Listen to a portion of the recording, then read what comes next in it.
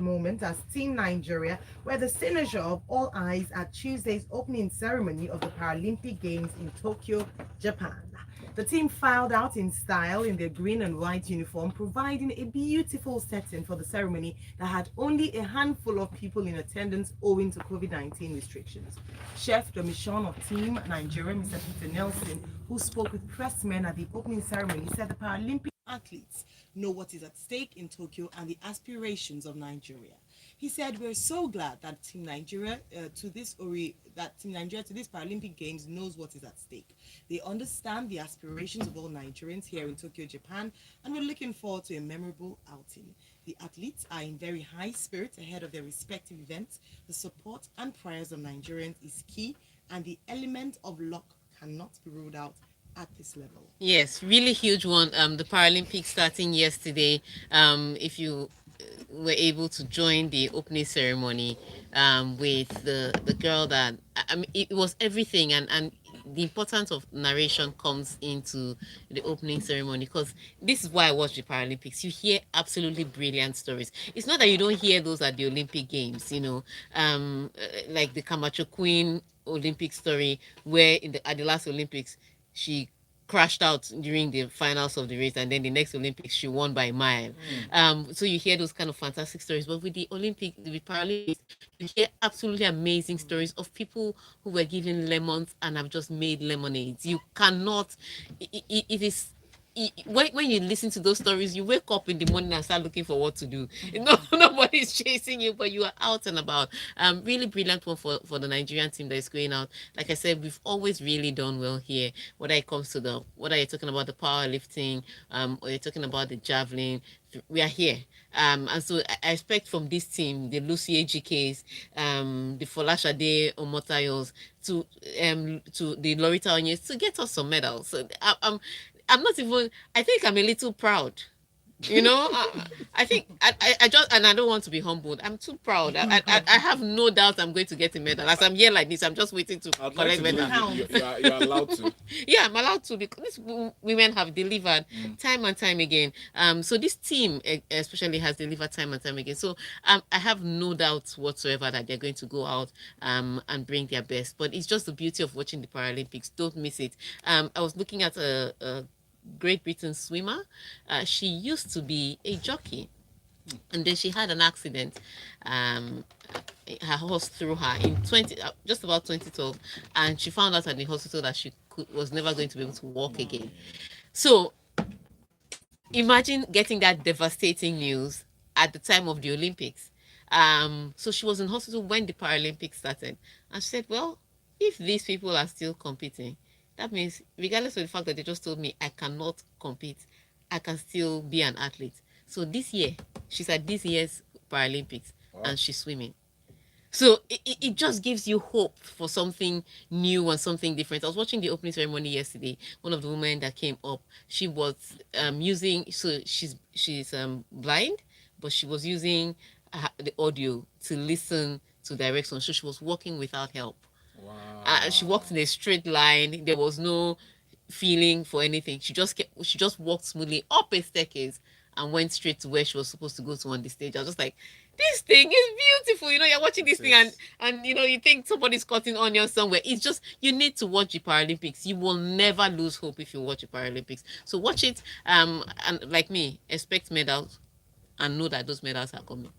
Expect medals. I think we're all, at least make up all the medals we couldn't get at the Olympics for us. Right. No, the Olympics should hold their own. Paralympics is different.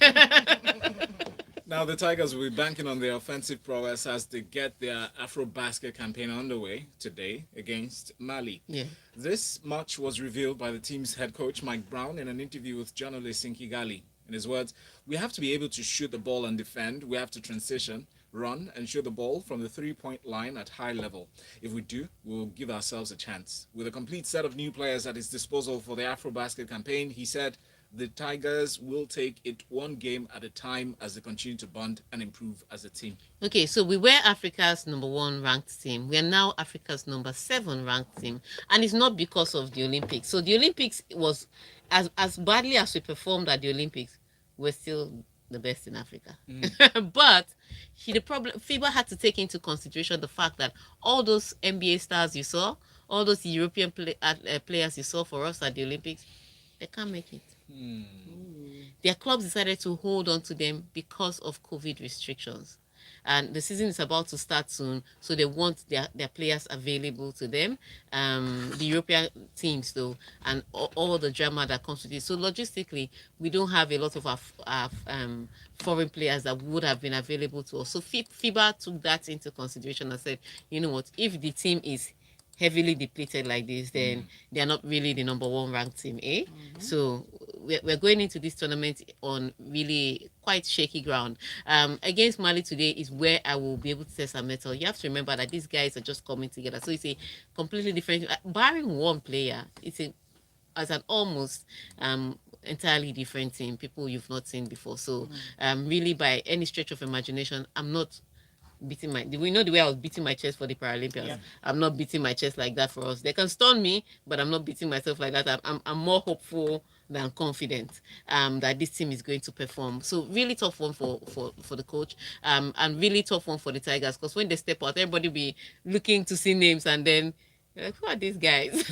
But I think again, the coach is ready for this. It's the AfroBasket Championship. Nigeria is still Nigeria, whether it's the same team or not. Everybody just sees the green and they want to beat you. So you have like that target on your back that you are the team from Nigeria. Yes. We face Mali, but I think our toughest game will come against Kenya. Kenya is coached by the only female coach. For the men's national team from Australia.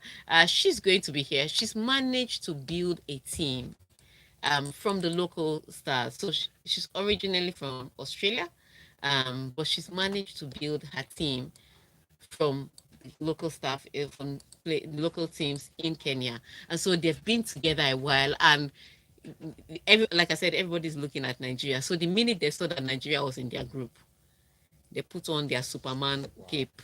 They are ready for us. So they are the team that I'm most fearful about. But I will gauge Nigeria against Mali. Mali is also a strong team, and because Nigeria is the team is a relatively new one, I'm really afraid. Okay, so we're still Team Nigeria, absolutely. Oh, we're Team Nigeria. And we just won't brag too much. I'll brag. I believe in my team. It's okay.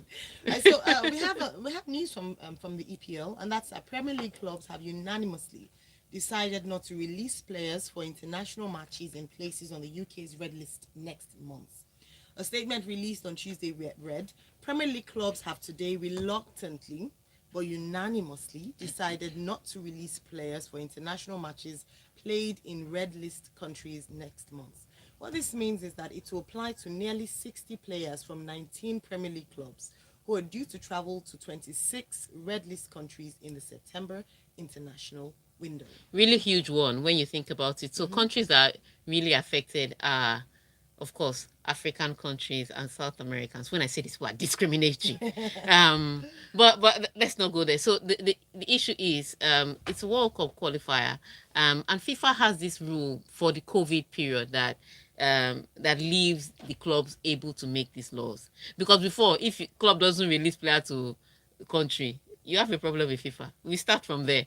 But because of the COVID situation, FIFA made a law in 2020 that they have still not changed till now. And so based on that new exception, clubs can make these kind of decisions and pretty much get away with it. They are claiming that they are doing it with heavy hearts, but I think they are gleefully doing this thing.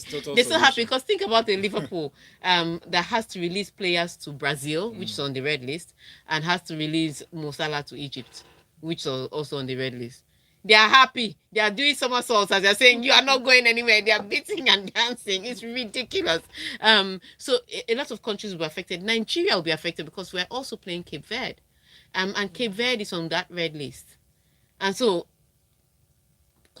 players may not be released, because if you are released, you come back and have to do another 10-day quarantine period if you come from the red list zone, and then that means you're not playing Premier League games, the Premier League games for that week. You're not playing you're not training with your team. If there's an EFL game, you are not playing. I understand that it's a lot to ask, but it's a World Cup qualifier. So it's tricky. It's a slippery slope.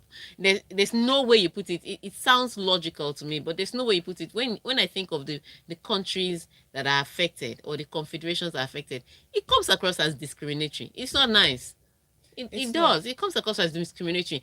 But you have to also understand where the clubs are coming from, in the sense that they pay money for these players to perform for them, and now you're telling me that not only will they go and play, but for 10 days I will not have them And that's available. if they don't test positive Yeah, for if they COVID. don't test positive, and if they test positive, that's another story. But if they don't test positive, they have 10 days of with a lack of match fitness. They still have to play another catch up. I understand where they're coming from. I just there's no nice part to it. So that was the discussion I was going to have today. If you can call these numbers that Valentine will give you. 0144899981. So what do you think? What's your take on Premier League clubs agreeing unanimously? So they held a meeting. First of all, it was Liverpool saying we're not releasing him for World Cup qualifier. Then next thing we heard, there was a meeting of all Premier League clubs that they should take a united stand.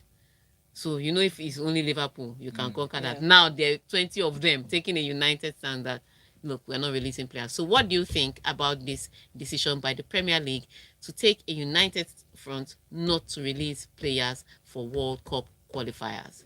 Once again, the number is 0144899981. So while we entertain your calls, let me touch on this other story as we move on and expect your calls. But we have Mikel Arteta has urged his Arsenal players to lift the gloom around the troubled club by beating West Bromwich Albion in the League Cup on Wednesday. It says the approach is to win the game and go to the next round. I have a phone call. Good morning. What's your name and where are you calling from? Hello, good morning. What's your name? George, welcome. Go ahead, please.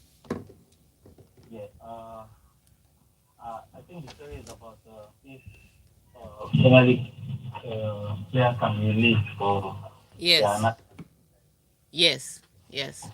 okay. I don't think it's reasonable on any of these players because as much as the clubs are paying big money for them to be so I'm not talking about Premiership, I'm talking about any other club. I'm sure that other Spain is paying big money for their players, France, Italy. Yep. Now saying that their duty to the club supersedes their duty to their country is very selfish and it's quite unreasonable. So before COVID, let's say before COVID, we've had cases of clubs having concerns with their players going for National League and coming back with injuries. Yep.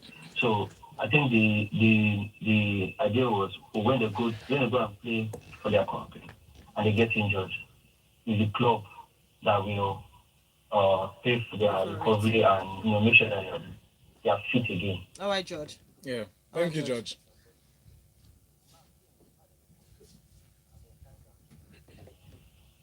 It's very unwise for them to feel that they can tell them, oh, you can't do this, you can't do that. I think everything should still go on the way it should be. All right, then. Thank you. Thank you so much, George. Thanks for your comments. We need to Okay, so just to put some clarifier, all right. This is happening only in the UK. It's the UK that has this red list. So if you are playing in France and the rest, you will not be affected. But it's a UK issue.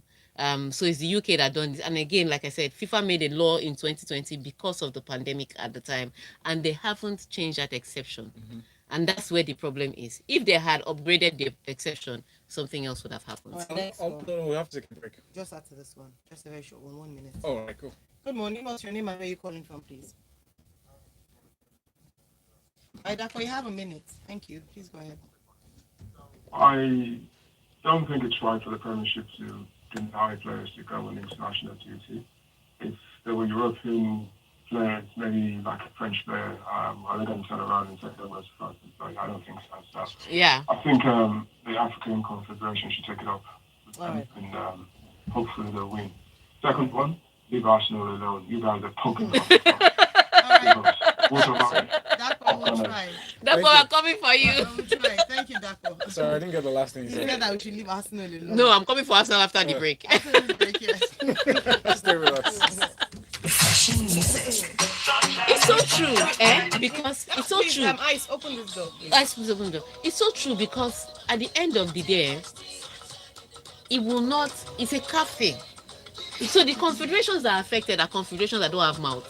Oh, wow. If there was a red list on the UK list, Yes. you think that Come out and speak. the UEFA will be the first to tell Premier League, just be very Yeah. careful. We have your black file. It's true now. Be very careful. You won't be able to do it. There's certain things you'll not be able to do with UEFA. But because they looked at it now, they gauged it. It's African countries, it's South American countries, Brazil and Argentina, and I beg.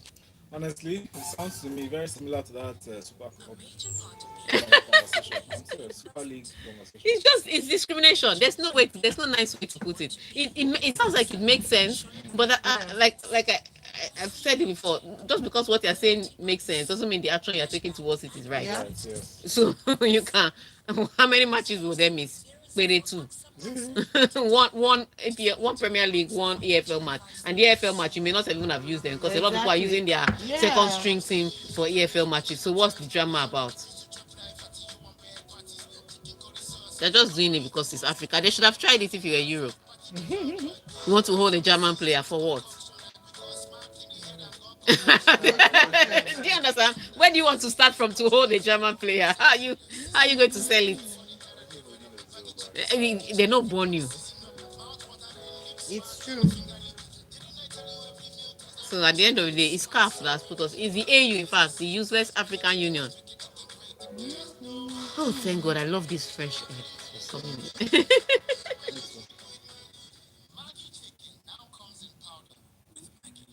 So it doesn't make any sense, but they'll be all right last.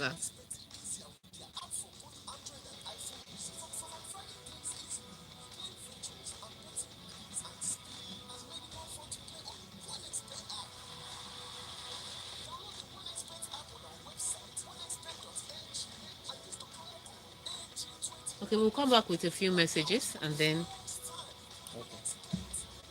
we'll go to the Arsenal story because they're playing tonight. Oh, okay. No, that can't escape it too. That was sorry, Sorry. We have to talk about your people. Because your coach may be getting sacked in the morning. And that's news. People don't talk about non-entities, if that makes you feel better. Non-entity. If that makes you feel better. that is OD.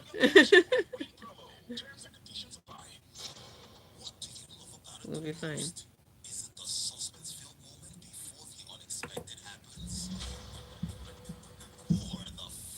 Pepsi moment.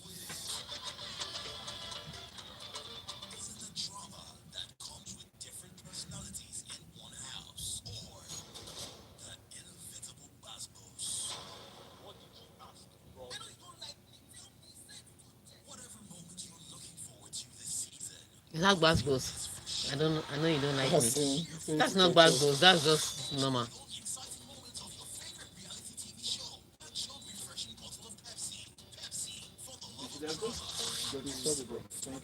Are we back? Yes, we're back. Ayo on the Smooth Breakfast Show. Stay tuned. Thank you for staying tuned to Smooth 98.1. You're listening to the Locker Room 91. It's a part of Smooth Breakfast. My name is Valentine Ohu. And I am Ayo Myro Essay. And here's Tega for the second half of this conversation. Yes, still here and taking your calls and your messages. Yes, That's right. 014489981 is the number to call. Messages. 0809 4440981. This is coming in from Shay on WhatsApp saying Valentine and Ayo Baoni, Tega Wekobiro. I trust our Paralympians to give us many gold medals. EPL clubs just want to protect their players with their decision. It's selfish, please. Make them release Niger players. Or Tega, please, any transfer updates on Mbappe and Harry Kane?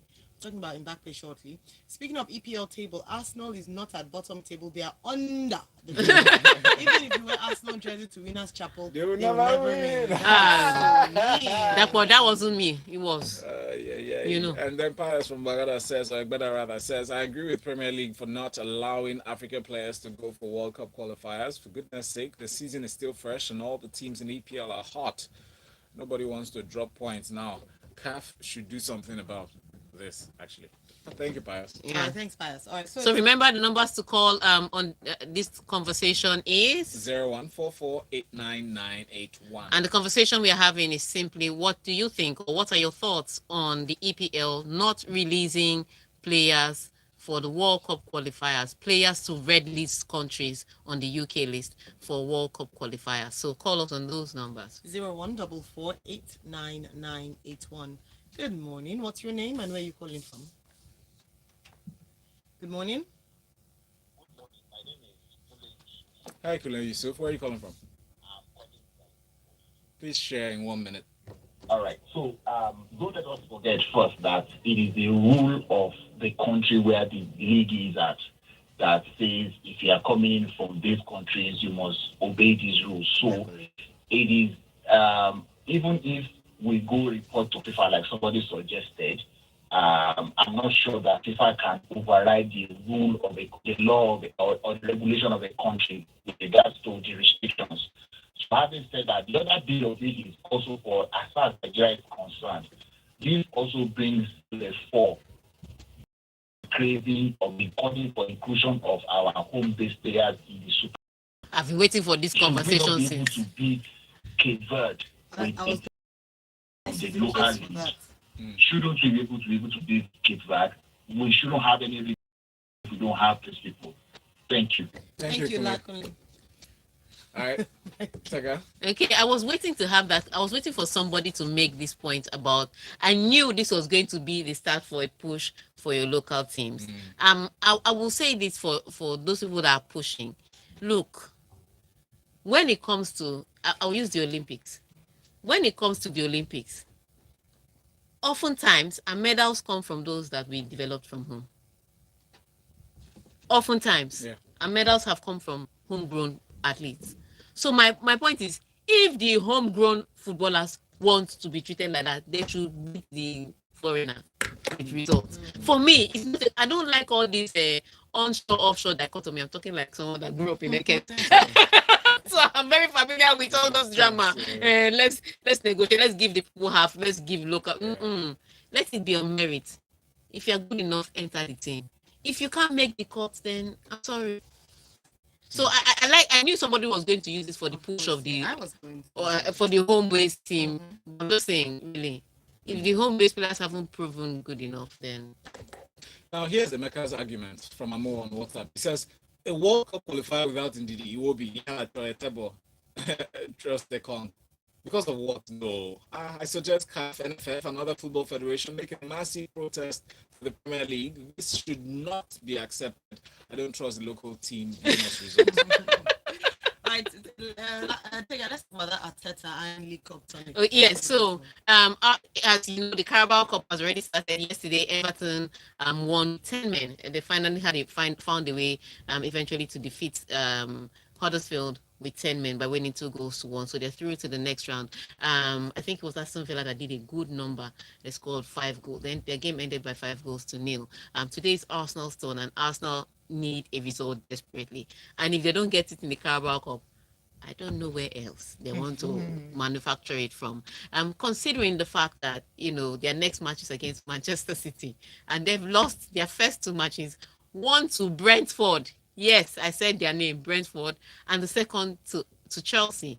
And then they face Manchester City this weekend. So if in between they can just manage one small win, whether it's a different competition entirely or not, it's of no consequence. Just any win will, if they win Inter-House Cup game this week, it will make spirits better. That's what they need. So Arsenal sets out today, and Mikel Arteta is saying he's going to try to put out a strong team. Lacazette's already in training, coming back from COVID. However, there's also talks about Aubameyang being on the move. Manchester saying that if they can't sign if Harry Kane's signing is looking a little tedious, maybe we should just dive for Aubameyang. So again, one of Arsenal big name players being unsettled at the start of the season is not even helpful to them. So it's a really tricky situation. But what it guarantees is that Arsenal needs a win tonight, and Mikel Arteta should do all it takes. All it takes. He should, yes, to win that match. But do they stand a chance? It's not about. Of course, it should be a winnable match, but because of the form Arsenal is in, I mean, think about losing to Brentford. And so B on YouTube says maybe this will inspire the other confederations to build up their local leagues, raise revenue so they can command more respect. And for Arsenal, Arteta learned all his coaching under Pep, and he's now trying to implement Ferrari tactics on a Fiat engine. Yeah. It's just amazing how he does not change things up when they are not working. Okay, so I will say this thing about a lot of people have been saying the Arsenal players are a little tricky. That the Arsenal players are not good enough. But I will tell people that West Ham players they are the top of the table with the players that they have. Mention one real big star that West Ham has. So it comes down. But at the top, so sometimes it's not necessarily what you have, it's how you wear it. You understand? Yes. People are wearing. Hey, I was about to. Some people are wearing designer clothing and it doesn't look good. Some people are wearing okrika and it looks great. Really good. Well done.